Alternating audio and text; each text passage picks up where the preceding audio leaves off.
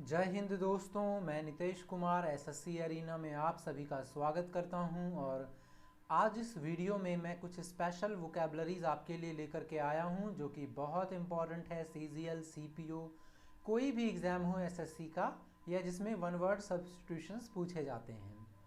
आज का जो वीडियो है वो डेडिकेटेड है इस प्रकार के वर्ड्स, जैसे कि कुछ वर्ड्स कुछ वन वर्ड हैं, जैसे कि दोपहर दोपहर में गाया गया गीत, शाम को गाया गया गीत, सुबह के टाइम किया गया प्रेयर। ऐसे कुछ वर्ड्स हैं जो कि एसएससी में अक्सर पूछे जाते हैं। तो आज इस वीडियो में मैंने इस तरीके के वर्ड्स के कलेक्शंस को लिया है और इसे हम कंप्लीट करेंगे। और अगर बाई चांस कोई वर्ड छूट जाता है तो आप मुझे उसका बताइएगा कि ऐसा कौन सा वर्ड है जो छूटा है। हालांकि मैंने अपनी तरफ से कोशिश करी है कि मैं सारे वर्ड को इंक्लूड करूं। चलिए स्टार्ट करते हैं आज का टॉपिक। पहला है पोयम नैरेटिंग ए पॉपुलर स्टोरी या फिर लॉन्ग सॉन्ग और पोयम, उसे कहते हैं बैलेड। बैलेड का मतलब होता है गाथा गीत या प्रेम गीत। जैसे कि क्या होता है, देखिए आप लोगों ने देखा होगा कई सारी मैथोलॉजिकल मूवीज़ में, पौराणिक कथाओं में, कि कोई स्टोरी होती है ना, उसको गाने के रूप में सुनाया जाता है, तो उसे ही कहते हैं बैलेड। BALLAD, ठीक है, याद रखिएगा इसे। अगला देखिए, अगला है ए सैक्रेड सॉन्ग और हिम। इसको हिम पढ़ेंगे। हिम मतलब क्या होता है? हिम का मतलब होता है भजन। जैसे आप लोगों ने रागिनी सुना होगा ना, रागिनी जो भक्ति गीत, एक तरीके से भक्ति गीत जो होता है ना, रागनी, उसे हिम बोलते हैं। और उसे साम भी बोलते हैं। क्या बोलते हैं? साम। इसमें एल भी साइलेंट है और पी भी साइलेंट है, PSALM, साम। इसे बोलते हैं सैक्रेड सॉन्ग, यानी कोई पवित्र गीत हो गया, भजन हो गया, या भगवान के लिए कोई रागनी हो गई, इन सभी को कहते हैं साम, PSALM, साम। ठीक है। अगला देखिए, अगला है ए पोयम ऑफ 14 लाइन्स, 14 लाइनों की एक कविता, उसे कहते हैं सोनेट। ये हालांकि आपके लिए फेमिलियर होगा। आप लोगों ने अगर स्कूल टाइम के बुक्स पढ़े होंगे पोयम वाली, तो उसमें भी लिखा होता है ना सोनेट 1, सोनेट 2। ऐसा नहीं है कि 14 लाइन ही होता है, उसका एक स्टैंडर्ड है 14 लाइन्स। जैसे आप देख सकते हैं शेक्सपियर्स के काफ़ी सारे सोनेट्स हैं, है ना। तो सोनेट्स का मतलब क्या हो गया? सोनेट्स का मतलब हो गया 14 लाइनों की एक पोयम। अगला देखिए, अगला है ए वर्स लेटर। वर्स लेटर उसे कहते हैं एपिस्टल, ठीक है, यानी धर्म पत्र या कविता के रूप में लिखा हुआ पत्र। अब यहाँ पे सबसे पहले तो आपको पता होना चाहिए कि वर्स किसे कहते हैं। तो देखिए, वर्स का मतलब होता है एक तरीके से छंद या कविता के रूप में लिखा गया, ठीक है, तो उसी को कहते हैं छंद या कविता के रूप में लिखा गया वर्स। ठीक है, जैसे गद्य और पद होता है तो पद को बोलते हैं वर्स। और अगर वो धर्म से रिलेटेड हो तो उसे लिखते हैं एपिस्टल। अगर आप लोगों ने ये कहीं देखा होगा एपिस्टल्स इन दी बाइबल, तो एपिस्टल्स इन दी बाइबल क्या होता है कि काफ़ी सारे पत्र के रूप में या कविता के रूप में काफ़ी सारे जो धर्म को डेडिकेटेड लाइनें लिखी हुई हैं, उसको कहते हैं एपिस्टल्स। तो एपिस्टल्स इन द बाइबल, ठीक है, आप एपिस्टल्स इन द बाइबल से याद रख सकते हैं। अगला देखिए, अगला है ए रिलीजियन सॉन्ग। ए रिलीजियन सॉन्ग क्या कहलाता है? उसे कहते हैं हाइम, हिम। हिम मतलब भजन। हालांकि ये काफ़ी आसान है, ये तो मैंने भी अभी आपको बताया भी था। हिम मतलब भजन, ठीक है। आप ये देख सकते हैं dialogue hymns of Rigveda. Rigveda क्या है? हमारे जो 4 वेद हैं उनमें से एक है, ठीक है। तो ये जो ऋग्वेदा है वो हिम के रूप में भी लिखा गया है, ठीक है। अगला देखिए, मॉर्निंग प्रेयर्स। मॉर्निंग प्रेयर्स को क्या कहते हैं? मैटिन्स, MATINS। तो सुबह के टाइम जब भी प्रार्थना की जाती है ना, उसे कहते हैं मैटिन्स, MATINS। अगला देखिए, an evening party at A private house. तो क्या होता है दोस्तों, जब भी कभी प्राइवेट हाउस पे या कहीं भी पार्टी दी जाती है ना शाम के टाइम, तो आप उसको बोलेंगे सॉयरी। क्या बोलेंगे? सॉयरी। सॉयरी मतलब क्या हो गया? शाम के समय दी जाने वाली पार्टी। यहाँ पे आप देख सकते हैं पास सॉयरी टिकट, यानी कि सॉयरी मतलब क्या हो गया? शाम के समय पार्टी में जाने वाला पास टिकट। या आप ये भी देख सकते हैं, ये एक एक टिकट सीज़न, ये वेब सीरीज़ का एपिसोड है ग्रैंड सॉयरी, है ना, यानी कि शाम के समय काफ़ी बड़ी पार्टी। तो आप यहाँ से याद रखिए इसे। अगला देखिए, से a prayer in singing voice, यानी कि प्रेयर करना गाने के रूप में, उसे कहते हैं चैंट, चैंटिंग करना। हालांकि ये जैसे मंत्र चैंट किया जाता है, मंत्र का उच्चारण, तो चैंट मतलब हो गया वही उच्चारण करना। आप लोगों ने जैसे कि कई बार क्या है कि स्टेडियम में जब खेल चल रहा होता है तो पब्लिक कई बार चैंटिंग करना स्टार्ट कर देती हैं काफ़ी लाउड वॉइस में, है ना, तो वो भी आपका चैंट हो गया।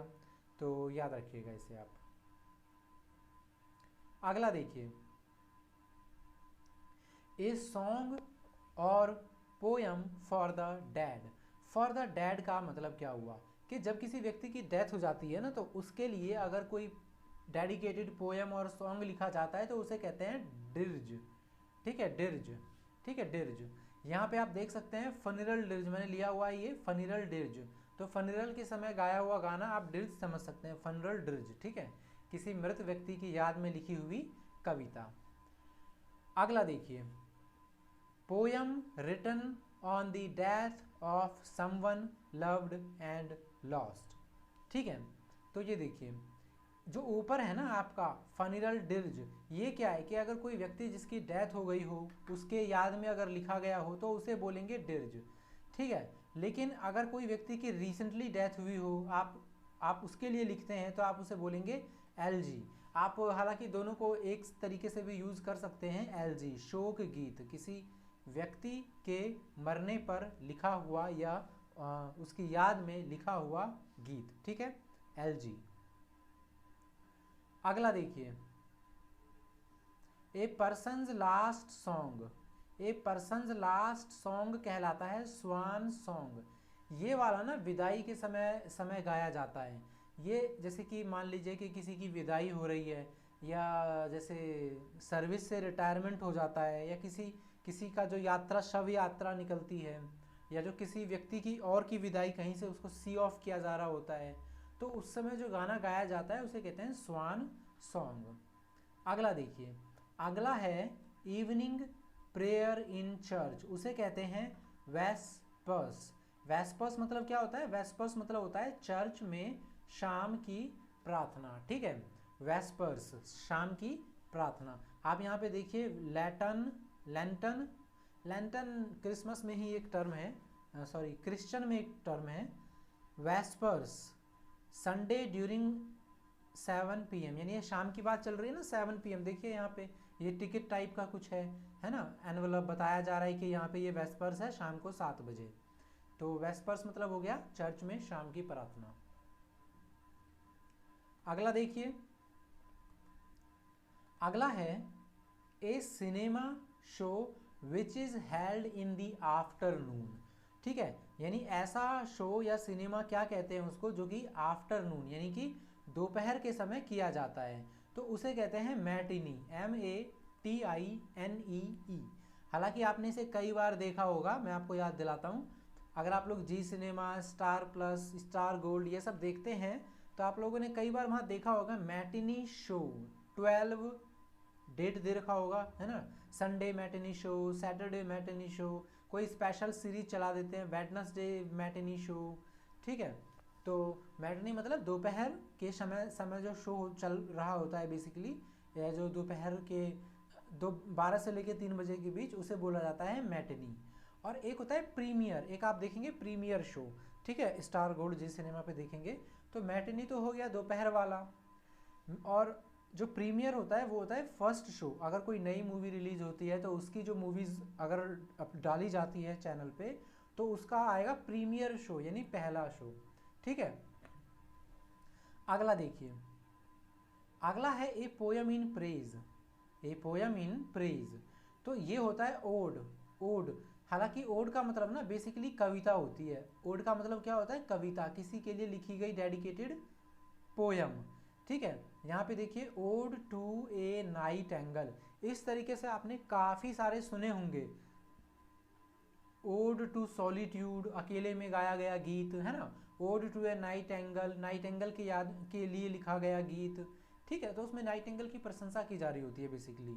इसी तरीके से एक और शब्द होता है पियन। पियन मतलब वो आगे हम देखेंगे, उसमें भी होता है प्रशंसा के लिए लिखा गया गीत। ये ओड का मतलब बेसिकली छोटी कविता भी आप बोल सकते हैं, ठीक है। ओड इन सॉलिट्यूड, एकांत में गाई गई कविता, छोटी पोयम भी ओड कहलाती है। देखिए अगला शब्द आ गया हमारा a song in praise, paean, PAEAN। Paean का मतलब होता है गुणगान। तो ये ना बेसिकली डेडिकेटेड ही गुणगान करने के लिए होता है, किसी की तारीफ करने के लिए। आप यहाँ पे जैसे इमेज देखेंगे, पेयन ग्रीक सिटी स्टेट वॉर्स, यानी कि ग्रीक सिटी में बहुत सारे वॉर्स हुए हैं, आपको पता होगा। तो उसमें कोई योद्धा रहा होगा, ये उसकी उसकी प्रशंसा करने के लिए, उसकी तारीफ में ये नोवेल या बुक लिखी गई होगी, ठीक है। तो पेयन का मतलब ही हो गया कि प्रेज में, किसी की तारीफ में किया गया कोई काम। तो दोस्तों अगर आप पहली बार हैं SSC अरीना के साथ जुड़े हुए तो सब्सक्राइब करिए SSC अरीना को, शेयर कर सकते हैं, लाइक कर सकते हैं वीडियो अच्छा लगा तो। अगर कोई शब्द मुझसे छूट जाए तो मुझे आप वो भी बताइए, मैं नेक्स्ट या फिर वीडियो में या इसके कमेंट में उसके बारे में डिस्कस कर लूँगा। अगला देखिए, अगला है a mass held to pray for the peace of departed soul. मतलब ऐसा होता है कि जैसे किसी की मृत्यु हो जाती है तो हम कहते हैं ना कि आत्मा शरीर से अलग हो रही है, तो उसके लिए अगर कोई भी गेट टुगेदर रखा जाता है, इकट्ठा होकर के उसकी शांति के, आत्मा की शांति के लिए या आत्मा के लिए कोई गीत गाया जाता है, उसे बोलते हैं रेक्विम। रेक्विम क्या बोलते हैं उसे? रेक्विम, REQUIEM। ये देखिए रेक्विम ऑफ द सोल।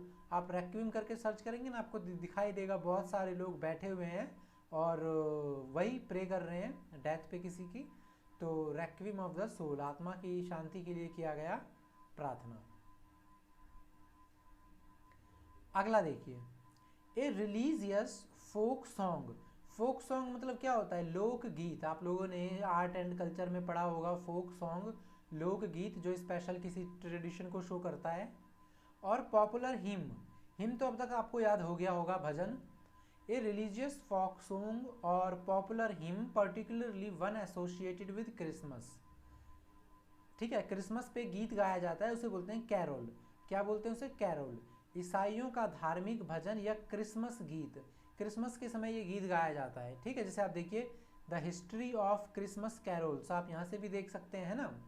तो याद रखिए कैरोल्स। हिम याद ही हो गया होगा आपको अब तक, भजन 3-4 बार करा दिया है मैंने इसी वीडियो में, ठीक है। अगला देखिए,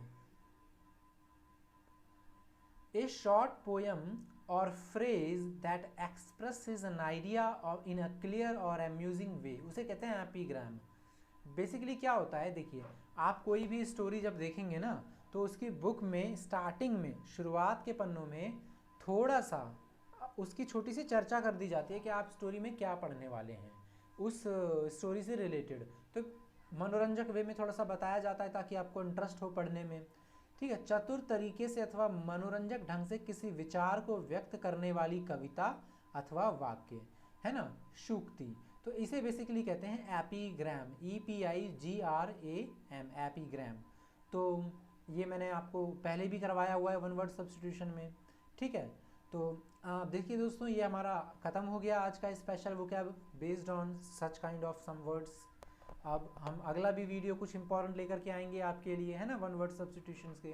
तो आप क्या करिए, आप सब्सक्राइब करिए SSC अरीना को, और अगर अच्छा लगा है तो लाइक भी कर सकते हैं, बेल आइकॉन प्रेस कर सकते हैं, और अगर मुझे कुछ कहना है तो कमेंट करिए, मैं आपको उसका रिप्लाई कर दूंगा। और बस आज के लिए इतना ही, अगले वीडियो को ज़रूर देखिएगा, और आज का वीडियो देखने के लिए आप सभी का बहुत बहुत धन्यवाद।